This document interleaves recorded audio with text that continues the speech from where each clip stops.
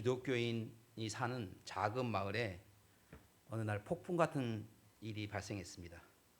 돈 많은 어떤 사람이 마을에 술집을 개업한다는 소식이 전해졌습니다. 마을의 교회 목사님은 성도들을 모아 진심을 다해 기도했습니다. 몇 날 며칠을 기도했더니 어느 날 밤에 번개가 치던 밤에 원인 모를 술집에 개업 준비를 한참 하고 있던 술집에 불이 나서 건물이 홀랑 타 버린 일이 발생한 것입니다. 너무 화가 난 술집 주인은 교회를 상대로 법원에 고소를 했습니다.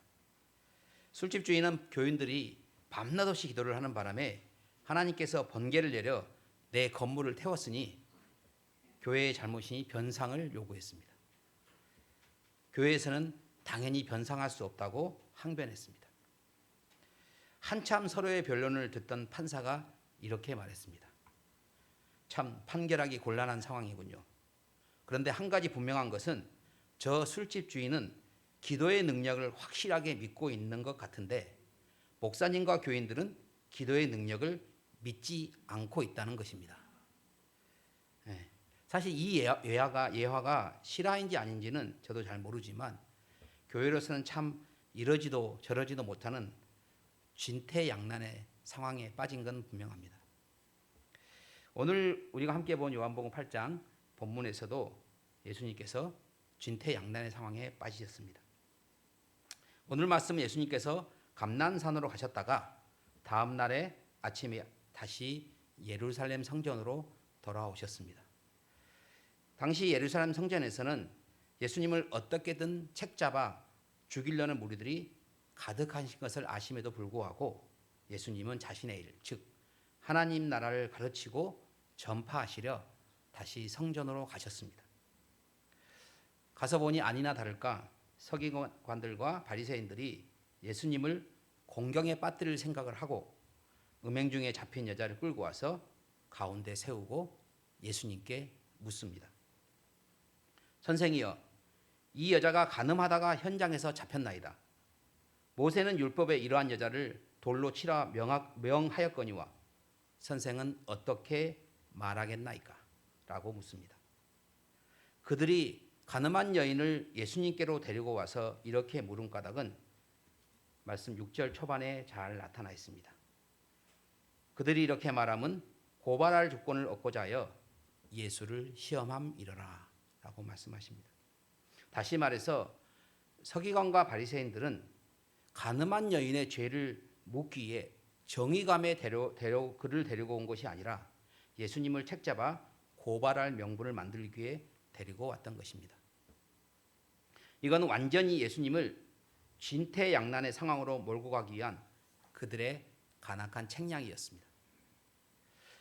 예수님께서 이 상황에서 만약 이 여인을 돌로 치라고 말씀하신다면 당시 유대인들에게는 사형 집행권이 없었으므로 로마 제국의 실정법을 어기는 반역이 되고 또한 세리와 죄인의 친구로서 자비와 용서를 가르치셨던 예수님의 명성에 흠가게 만드는 일이 되게 됩니다. 또한 만약 예수님께서 이 여인을 놓아주라고 하신다면 예수님을 모세의 율법을 정면으로 부정하는 거짓 선지자로 유대사에서 매장할 수 있는 말이었습니다. 이도저도 말할 수 없는 진퇴양난의 상황으로 그들은 예수님을 몰고 가고 있는 것입니다. 예수님은 이 상황에서 침묵과 반전의 말씀을 하십니다. 6절 하반절에 보면요, 예수께서 몸을 굽히사 손가락으로 땅에 쓰시니라는 말씀이 나옵니다. 사실 땅에 무슨 글을 쓰셨는지는 성경 어디에도 기록하지 않았기 때문에 알 수가 없습니다. 중요한 것은 예수님께서 글을 쓰셨던 것은 쓰였던 이 행동은 흥분한 군중의 열기를 가라앉히고 상황의 주도권을 잡기 위한 거룩한 침묵의 시간이었던 것입니다. 저는 이 장면이 예수님께서 땅에 글을 쓰시며 기도하신 시간이었을 거라고 생각합니다. 예수님은 언제나 기도하신 분이셨습니다. 또한 이 침묵의 시간 동안 하나님께로부터 영감을 받기 위한 시간이었을 거라고 생각합니다. 그 영감이라는 사전적 의미를 찾아보니 어떤 생각이나 느낌이 갑자기 떠오르는 정신적 자극, 초자연적 존재나 신적인 힘에 의해 믿음의 마음의 깨달음이나 생각이 생기는 것, 또한 창조적 아이디어와 통찰을 불러일으키는 내적 작용이라고 설명합니다.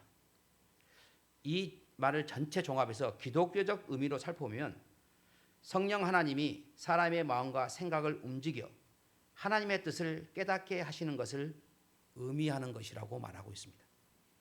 분명 예수님께서는 하나님께 이 진퇴양난의 사건을 해결해 달라고 기도하셨던 것입니다.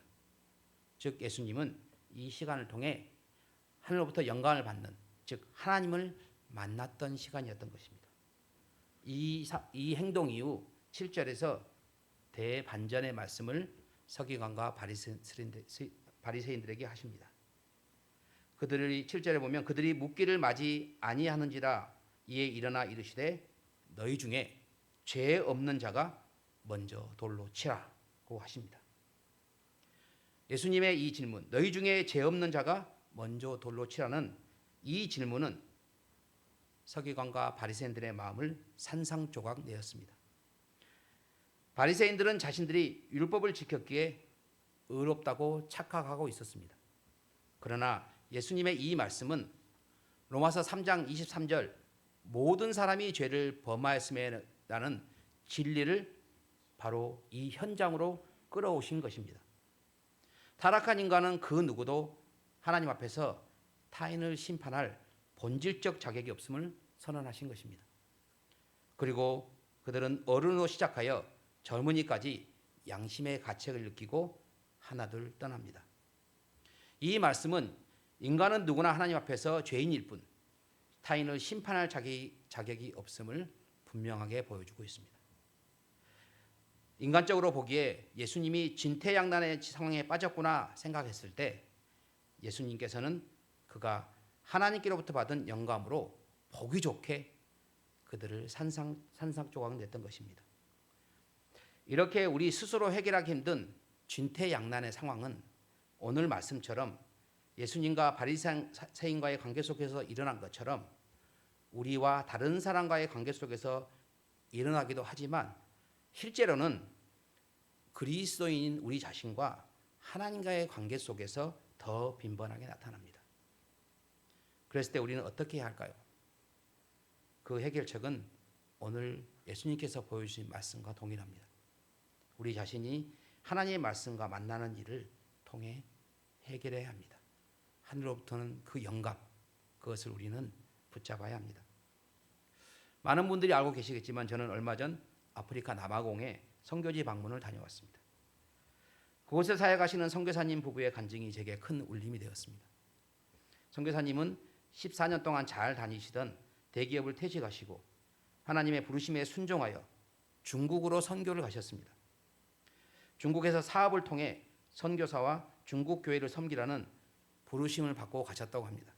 그런데 10년간의 중국에서의 사역은 사기와 배신으로 말할 수 없는 고통을 겪는 시기였다고 합니다. 제가 중국 선교사 20년 있다고 했는데요. 그때까지도 마음이 어려우신데 중국 놈이라고 하시더라고요. 네.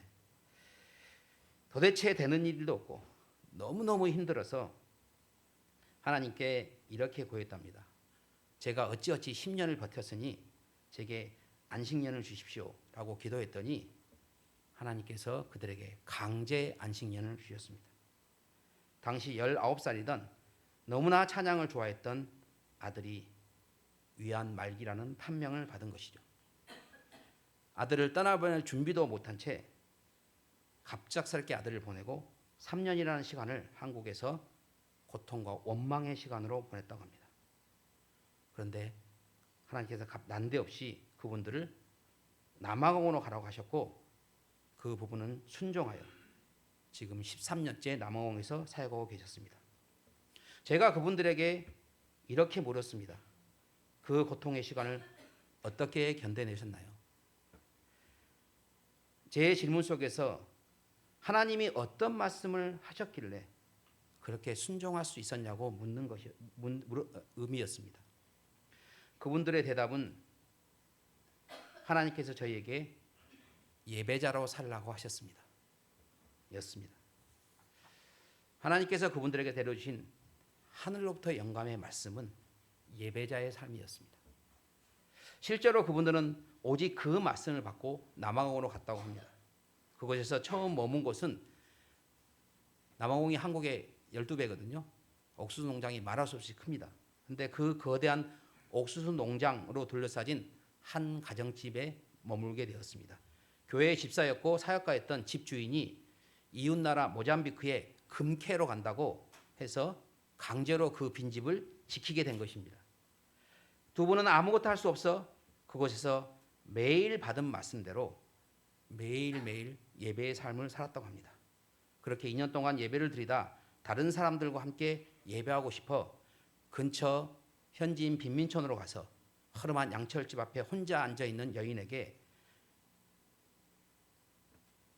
예배를 드리고 싶다고 해서 얘기를 했더니 그 여인이 자기 마당에서 예배를 드리려고 했답니다. 그렇게 2년 동안 매주일 예배를 드렸더니 40-50명의 사람들이 찾아오고 함께 예배를 드리고 다시 옆에 있는 함석집을 내주어 그곳에서 2년 동안 예배를 드렸다가 나중에는 지금은 국가에서 무상으로 제공한 200평의 건물에서 매주 250명의 아이들과 100여 명의 어른들이 모이는 교회에서 예배를 드리고 있었습니다. 몇 시간 동안 들었던 그분들의 간증을 이 자리에서 다 말할 수는 없지만 한 가지 분명한 것은 있습니다. 하나님께서 그분들에게 주신 영감은 예배자의 삶이란 영감이었고 그분들은 그 삶을 순종하며 실천하며 지난 13년을 살았다는 사실입니다. 그분이 말씀하셨습니다. 13년 전 그때 우리가 진짜 하나님과의 만남이 없었다면, 예배자로 살기를 원하시는 하나님의 뜻을 몰랐다면 우린 이 자리에 없었을 것이며 지금까지 어떠한 삶을 살았을지 장담할 수 없었을 거라고 말씀하셨습니다. 사랑하는 성도 여러분, 여러분의 삶에도 분명 자신과 하나님의 관계 속에서든지 예수님이 오늘 겪으신 진퇴양난의 그런 어려움들이 있을 거라고 봅니다. 그때 우리는 반드시 오늘 본문의 예수님처럼 그리고 남아공 선교사님의 부부의 삶처럼 하나님과의 만남이 필요함을 깨닫고 성도 한 분 한 분에게 하나님께서 주시는 말씀의 영감의 역사가 있으시기를 주님의 이름으로 축원합니다. 그리고 나서 이 여인의 목숨을 구하신 예수님께서 여자 외에 아무도 없는 것을 보시고 여인에게 이렇게 말씀하십니다. 10절입니다. 나도 너를 정죄하지 아니하노니 다시는 죄를 범하지 말라 하십니다. 이 말씀은 예수님께서 여인에게 나도 너를 정죄하지 아니하노라 하며 첫 번째는 그 여인에게 무한한 은혜를 베푸신 것입니다. 이 말씀은 예수님께서 머지않아 십자가 위에서 이 여인이 맞아야 할 율법의 저주와 정죄의 도를 대신 다 맞으실 거라는 의미입니다. 이것이 바로 기독교의 이대한 대속의 은혜입니다. 주님은 당신의 생명을 담보로 여인에게 무죄를 선고하신 것입니다. 동시에 두 번째로 가서 다시는 죄를 범하지 말라며 죄와 단절한 거룩한 삶, 진리를 여인에게 촉구하고 계십니다.